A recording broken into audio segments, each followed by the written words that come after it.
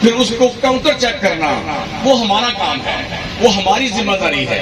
کل کو اگر ہم یہ کہتے ہیں کہ فلاں بندے نے ہمیں یہ مس گائیڈ کیا، یہ غلط خبر دے دی، وہ ہماری ذمہ داری ہے۔ دوسری بات یہ ہے کہ ہم لوگ جب خبر لگاتے ہیں نا،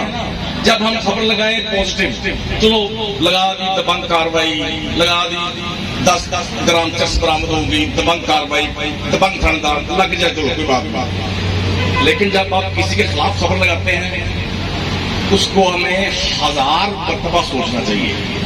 جب کسی کے خلاف خبر لگاتے ہیں یہ اس سے پوچھیں جس کے خلاف خبر لگتی ہے، اس کی فیملی ہے، اس کے بچے ہیں، اس کی بیوی ہے، اس کے دوست ہیں، اس پہ کیا گزرتی ہے جا کے،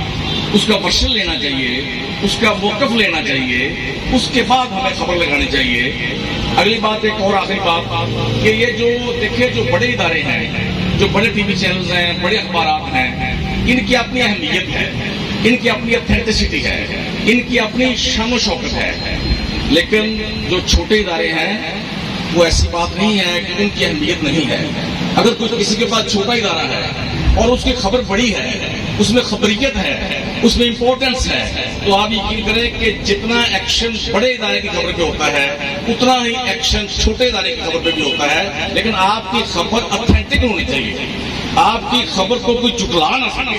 اور آپ کسی کے ساتھ امبیلنس نہ کریں، عدم توازن نہ کریں۔ یہ جو میں باتیں کر رہا ہوں میں اپنے بارے میں بھی کر رہا ہوں، ہم بھی غلطیاں کرتے ہیں، ہم سے غلطی ہو جاتی ہے، غلطی ہو سکتی ہے، لیکن ہم سب کو بطور صحافی بھی بطور انسان بھی اس پہ غور کرنا ہوگا کہ ہماری خبر کی وجہ سے، ہماری غلط خبر کی وجہ سے کسی کی پگڑی نہ اچھلے،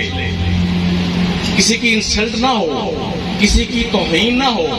اتھینٹک خبر ہے، بڑے سے بڑا افسر ہے، بڑے سے بڑا کوئی مافیا ہے، کوئی فرعونی قوت ہے، کوئی زمینی خدا ہے، لکھیں اس کے خلاف، لیکن ویریفائی کریں، چیک کریں، کاؤنٹر چیک کریں، پھر لکھیں۔ آپ کی خبر پہ کوئی اعتراض نہ کر سکے کہ یہ خبر غلط ہے۔